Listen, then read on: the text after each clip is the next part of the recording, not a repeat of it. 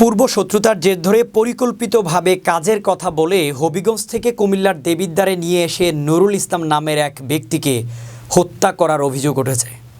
দেবিদ্বার কুমিল্লার প্রতিনিধি জানান, শুক্রবার সকাল 10টায় দেবিদ্বার থানা পুলিশ খবর পেয়ে উপজেলার জাফরগঞ্জ ইউনিয়নের পিরোজপুর গ্রাম থেকে এই লাশ উদ্ধার করেন।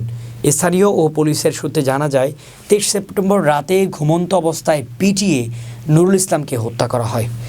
পরে ঘাতক মরদেহটি 4 দিন তার শোবার ঘরে মাটিতে পুঁতে রাখলে স্থানীয় একজন তার ঘরে ঢুকে মাটির উপরে হাতে কিছু অংশ দেখতে পেয়ে পুলিশকে খবর দিলে পুলিশ ঘটনাস্থলে গিয়ে লাশ উদ্ধার করে। এই ঘটনায় ঘাতক নওয়াজ আলীকে আটক করা হয়েছে। নিহত নুরুল ইসলাম ও ঘাতক নওয়াজ আলী হবিগঞ্জ জেলার নবীগঞ্জ উপজেলার বরকান্দি গ্রামের বাসিন্দা। এ বিষয়ে দেবিদ্বার থানার ওসি শাহিনুল ইসলাম জানান, লাশ ময়নাতদন্তের জন্য কুমিল্লা মেডিকেল কলেজ হাসপাতালে পাঠানো হয়েছে। তবে এই ঘটনায় পরিবারের পক্ষে মামলা প্রক্রিয়াধীন রয়েছে তিনি জানান।